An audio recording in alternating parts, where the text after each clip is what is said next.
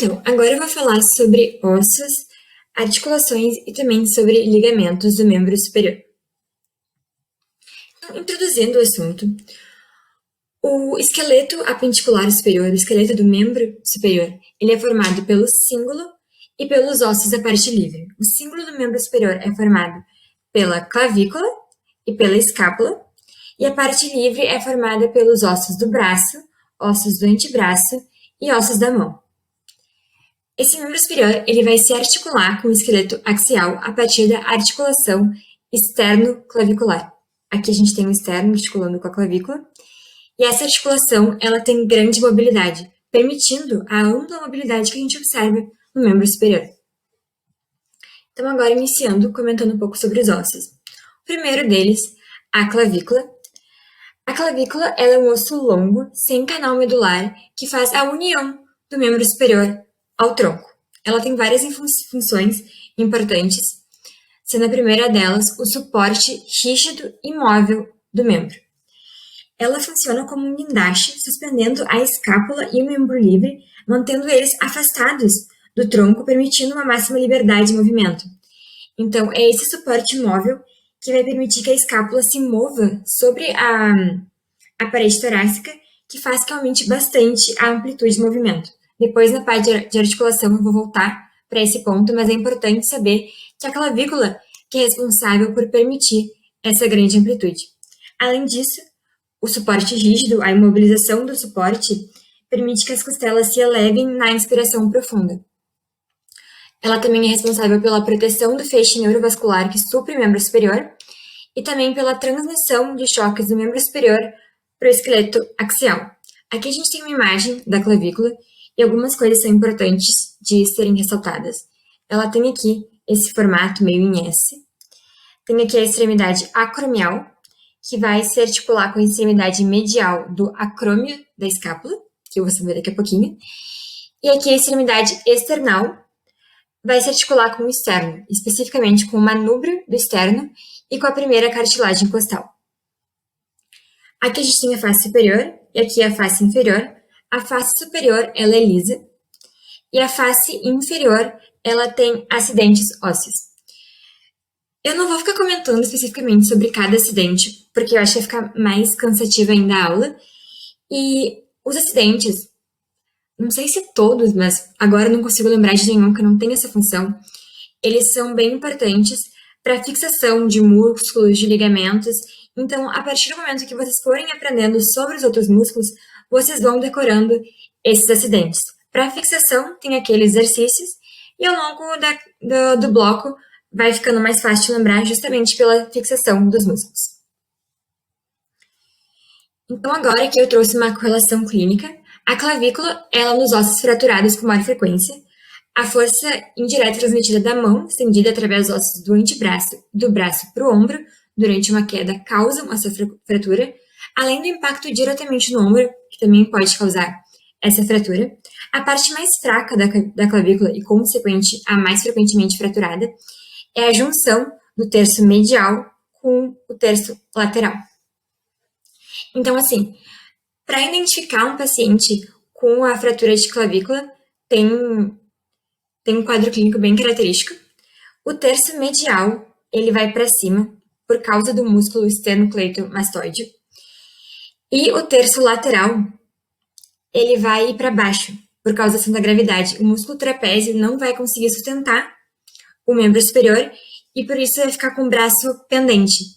Então, quando a gente observa um paciente, é bem característico que uma parte da clavícula vai estar bastante saltada, bastante evidente, e o ombro ele vai estar caído. Então, o paciente geralmente está segurando esse braço em que a clavícula foi afetada, porque ele está pendido. Além disso, aqui, né, o músculo peitoral maior pode também puxar esse braço mais para dentro, causando aqui o cavalgamento, que seria a porção medial sobre a porção lateral. A escápula, ela é o segundo osso, junto com a clavícula, do cíngulo do membro superior. É um osso plano, largo e triangular. Aqui a gente tem um esqueminha para facilitar a compreensão da escápula. Então, ela possui três ângulos, o ângulo superior, o ângulo lateral e o ângulo inferior. três margens, margem superior, medial e lateral, duas faces, a face costal e a face posterior, e três processos importantes. Aqui, o acrômio, o processo coracoide e a espinha da escápula. Então, aqui a gente observa que essa aqui é a face posterior.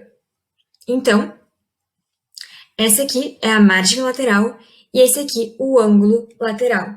Aqui no ângulo lateral, a gente tem a cavidade glenoidal.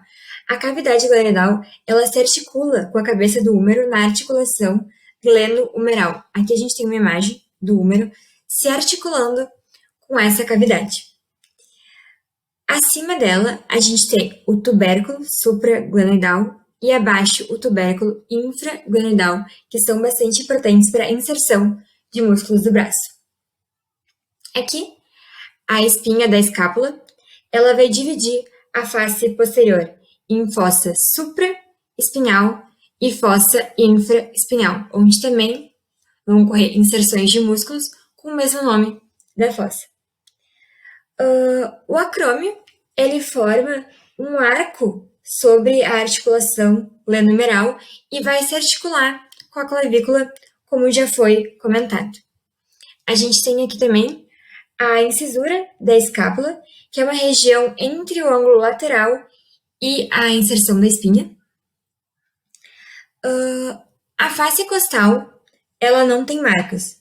Ela tem a fossa subescapular, onde vai ocorrer a inserção de um músculo com o mesmo nome. E na parte lateral da margem superior, a gente tem aqui o processo coracoide e também a incisura da escápula. O húmero, ele é o único osso do braço e o maior osso do membro superior. Ele é formado aqui por epífise proximal, diáfise e epífise distal. A epífise distal é que tem a imagem mais bonitinha do muro, então eu vou começar já por ela. Ela é formada por um côndilo, 2 epicôndilos e 3 fossas. Começando pelo côndilo, ele é formado por duas partes articulares, o capítulo e a tróclea. O capítulo se articula com o rádio e a tróclea se articula com a ulna.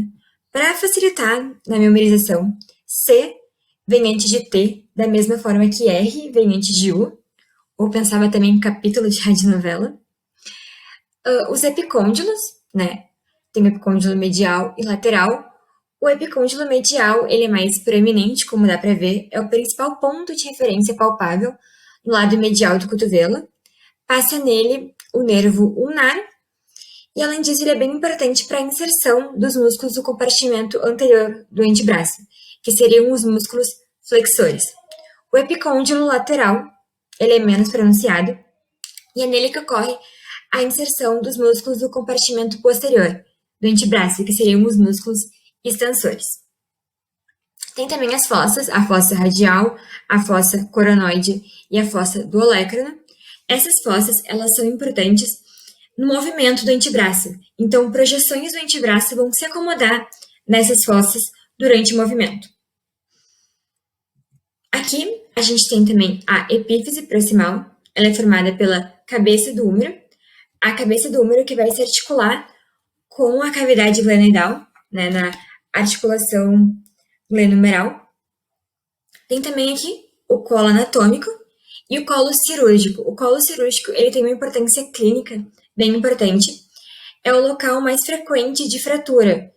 É uma região mais fraca, digamos assim.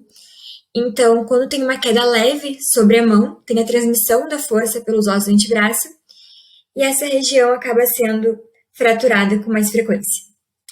Tem também os tubérculos, tubérculo menor e tubérculo maior. Dá para enxergar aqui também direitinho. Eles são muito importantes para a inserção de músculos. É neles que se inserem os 4 músculos do manguito rotador da articulação do ombro. Além disso, a gente tem aqui o sulco intertubercular. E a diáfise, ela tem alguns assentes ósseos e é bastante importante também para a inserção de músculos que vão ser estudados posteriormente. O antebraço, ele é formado por 2 ossos, o rádio e a ulna. O rádio, ele é menor e lateral, e a ulna, ela é maior e medial. Assim como o húmero, os dois são formados por uma epífise proximal, uma diáfise e uma epífise distal. Os ossos do antebraço, eles se articulam tanto na epífise proximal quanto na epífise distal. A gente chama aqui de articulação radioulnar proximal e aqui de articulação radioulnar distal. Além disso, entre os dois tem uma membrana interóssea. Começando pela ulna. A ulna, ela é formada pela incisura troclear. A incisura troclear, ela que vai se articular com a tróclea do húmero, que já foi comentada. A incisura troclear, ela é formada tanto pelo olécrano quanto pelo processo coronoide. O olécrano é o acidente ósseo do antebraço que vai se inserir na fossa do olécrano. Então, lembra que eu tinha comentado que as fossas, elas servem para acidentes ósseos do antebraço se inserirem durante o movimento. Então, quando a gente tem uma extensão do braço, essa fossa do olécrano vai repousar o olécrano vai repousar na fossa do olécrano. Além disso, é importante comentar que o olécrano, ele é a ponta do cotovelo. Então, quando tu toca no teu cotovelo, o que tu sente é o olécrano. O processo coronoide tem a incisura radial, que vai se articular com a cabeça do rádio na articulação radioulnar proximal. Além disso, a gente tem aqui alguns acidentes ósseos para inserção de músculos, como a tuberosidade da ulna e a crista do músculo supinador. Ali naquela imagem não tem, aqui a gente enxerga a diáfise e aqui a gente enxerga a epífise distal. A epífise distal, ela é caracterizada por uma cabeça arredondada, que dá para ver melhor aqui, e o processo estiloide da ulna. A cabeça da ulna, ela não se articula com os ossos da mão. Ela vai se articular com o disco articular, mas não com os ossos. Depois, a gente tem o rádio. O rádio, assim como a ulna é formada por uma epífise proximal, diáfise e epífise distal, na epífise proximal, a gente tem a cabeça. A cabeça, ela vai se articular com o capítulo do húmero e também com a incisura radial da ulna. Além disso, a gente tem a tuberosidade do rádio, que é importante para a inserção de músculos. Na epífise distal, a gente tem o processo estiloide do rádio e também é aqui que vai ocorrer a articulação com os ossos da mão. Essa imagem aqui dá para ver melhor. Aqui a gente tem, né? A porção mais medial vai se articular com o osso semilunar e a mais lateral com o osso escafoide.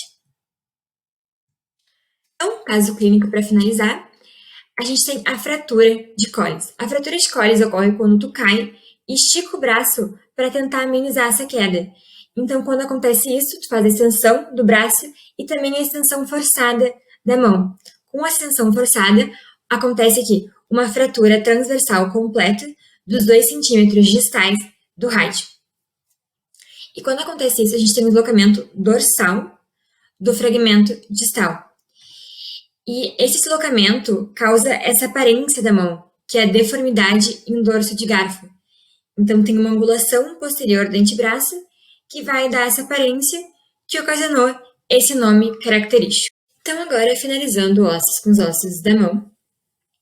A mão ela é dividida em carpo, metacarpo e falanges. Os ossos do carpo, eles têm vários nomezinhos diferentes e é a partezinha mais chatinha, mais difícil de decorar, mas eu memorizei, assim, na tentativa, assim, eu revisando. Eu não sei dizer pra vocês uma técnica, às vezes tu olha a cara deles e parece com um nome, e foi indo assim mesmo. Então, aqui, de lateral para medial, primeiro, a gente tem o escafoide, depois o semilunar, depois o piramidal, e depois esse aqui, pequenininho, é o pisiforme. O pisiforme, inclusive, não aparece na vista posterior. Depois, a fileira distal, a gente tem o trapézio, o trapezoide, o capitato e o amato.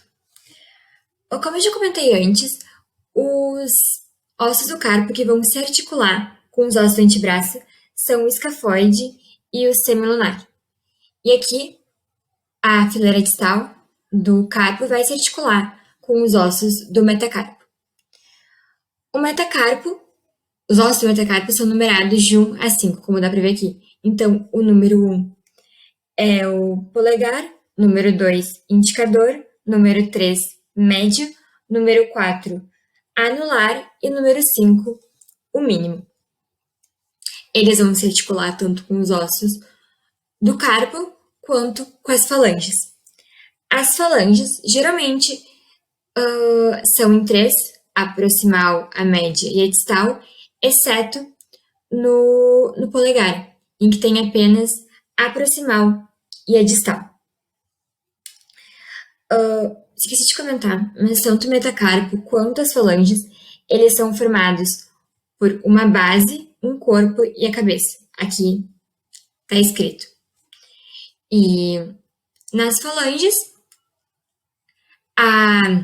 tanto a base quanto a cabeça são articulares, como no metacarpo, exceto na distal. Na distal, a cabeça ela não é articular e ela é achatada. Então, aqui tem um caso clínico, uma correlação clínica bem importante, inclusive foi questão da minha prova, que o osso mais comumente fraturado é o escafoide. Essa fratura ela é causada quando tem uma queda sobre a mão em abdução. Abdução é quando ela está mais viradinha assim em direção ao polegar. Inclusive, um sinal clínico é dor na região da tabaqueira anatômica. Acho que vocês não aprenderam ainda, mas a tabaqueira anatômica é uma região da mão entre o polegar e o indicador. Então, agora eu vou comentar um pouco sobre articulações e ligamentos.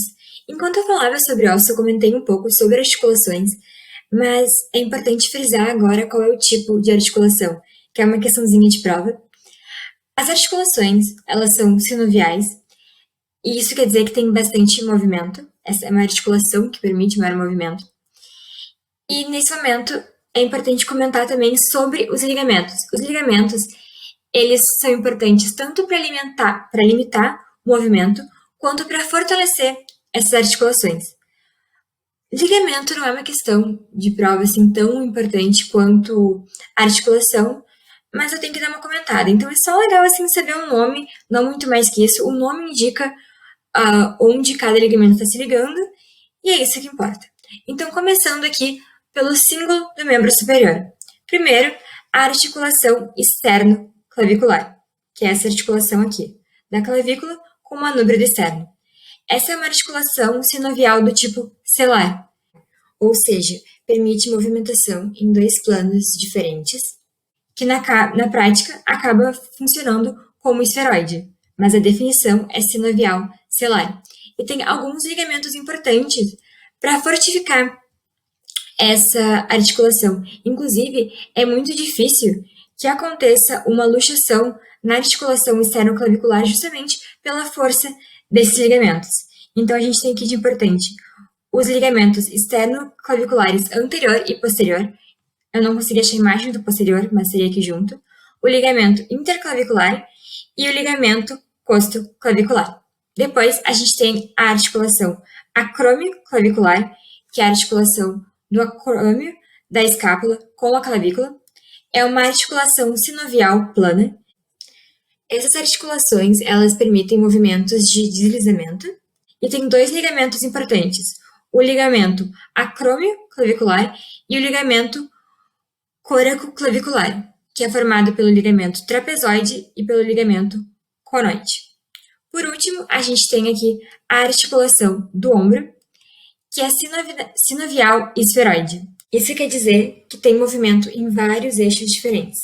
Aqui tem uma imagem melhor para mostrar esses ligamentos, que são muito importantes para fortificar essa articulação. Aqui a gente tem o ligamento coracohumeral, ligamento transverso do húmero e ligamentos glenohumerais. Uma coisa que eu acho bem importante de frisar é que a escápula e a clavícula, elas possuem bastante movimento e esses movimentos são importantes para nossa articulação no braço, porque assim, é fácil da gente perceber que o ombro ele se mexe, facilitando o movimento do braço, mas eu acho que esses movimentos da escápula e da clavícula, eles são menos intuitivos. Então, para que aconteça o movimento livre do membro superior, a mobilidade da escápula, ela é essencial. A clavícula, ela forma um suporte que vai permitir a liberdade desse movimento. Como eu já comentei lá anteriormente, a clavícula que determina o raio de rotação do ombro nessa articulação externo-clavicular. O movimento ele vai de 15 a 20 graus na articulação acromioclavicular, permitindo o posicionamento da cavidade glenoidal necessário para os movimentos do braço. Aqui tem uma imagem mostrando bem essa rotação da escápula, o posicionamento do braço para permitir maiores movimentos. Então, o movimento que a articulação do ombro faz é 120 graus. Mas como há também um movimento da escápula, a gente consegue ter uma amplitude de 180 graus. Aqui tem também esse deslocamento da clavícula junto com a escápula, então a gente tem assim um movimento bem grande desses ossos que permitem movimentos bem amplos do membro superior. Aqui tem também a movimentação da clavícula para uma maior amplitude de movimento, então aqui a gente tem a posição do braço do homem e onde que estaria a clavícula. Então a gente vê aqui, olha, que é uma movimentação realmente muito grande para permitir que o braço fique estendido verticalmente.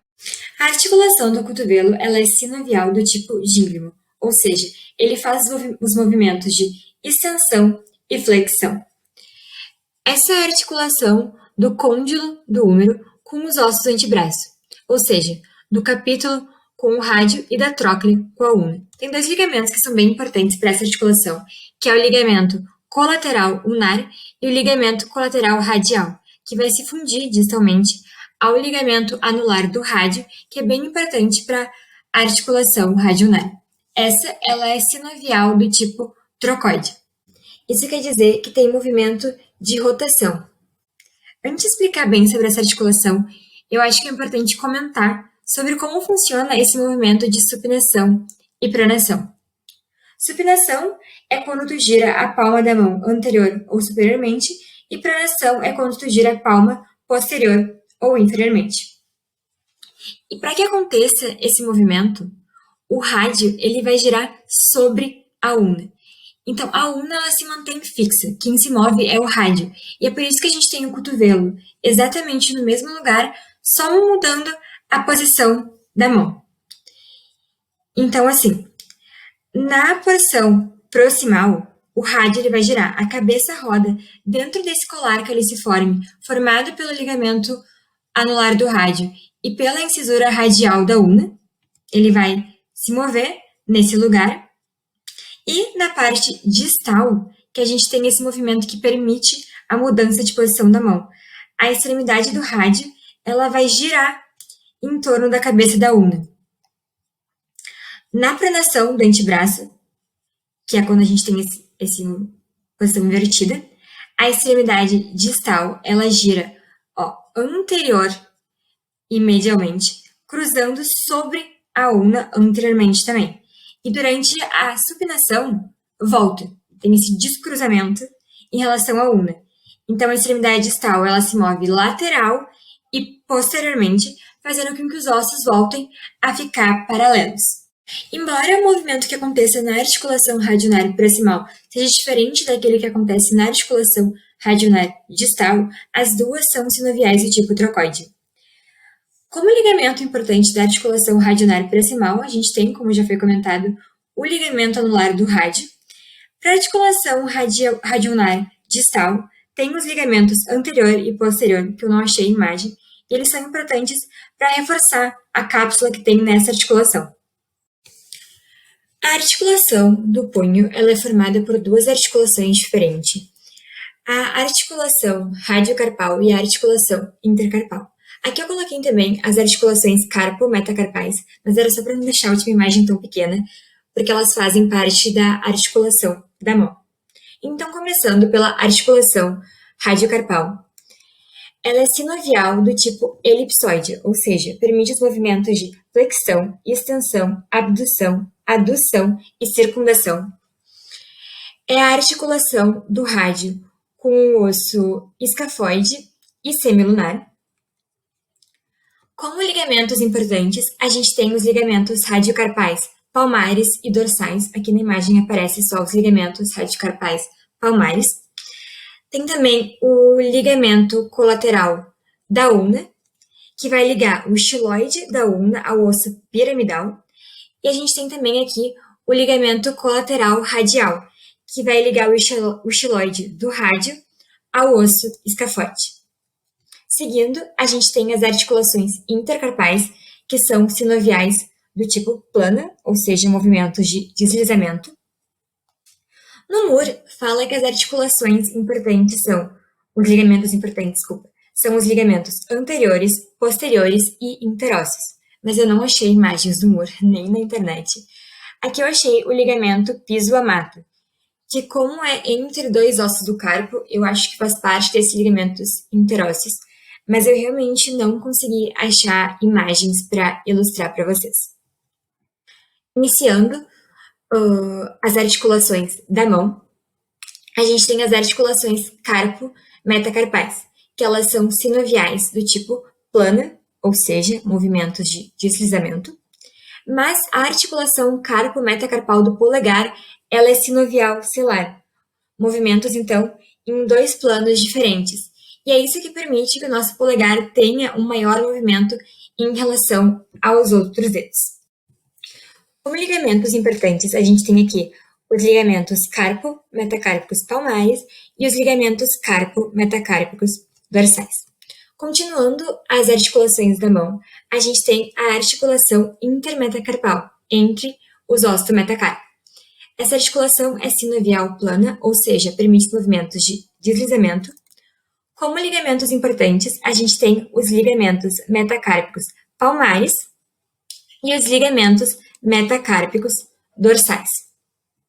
Além disso, tem o ligamento metacarpal transverso profundo, que é muito importante para limitar a separação das cabeças ossos metacarpais nas articulações carpo-metacarpais e intermetacarpais. Tem também a articulação metacarpo-falângica, que é sinovial do tipo elipsoide, permitindo o movimento de flexão, extensão, abdução, adução e circundação. E a articulação interfalange, que é sinovial do tipo gínglimo, ou seja, movimento de flexão e extensão. Essas duas articulações, elas têm ligamentos em comum. Então, iniciando, a gente tem os ligamentos colaterais, medial e lateral, tem dos dois lados do dedo. Aqui dá para ver esses ligamentos. Os ligamentos colaterais, eles são formados por duas partes, uma parte em cordão e uma parte em leque. Essa parte em leque, ela se liga aos ligamentos palmares. Aqui a gente tem também demonstrando os ligamentos palmares. E esses ligamentos palmares, da segunda à quinta articulação, vão ser unidos pelos ligamentos metacarpais transversos profundos, que vão manter unidas as cabeças dos ossos metacarpais. A gente observa que não tem uma ligação do primeiro ao segundo dedo, permitindo, assim, uma maior movimentação do polegar. E aqui a gente finaliza a aula.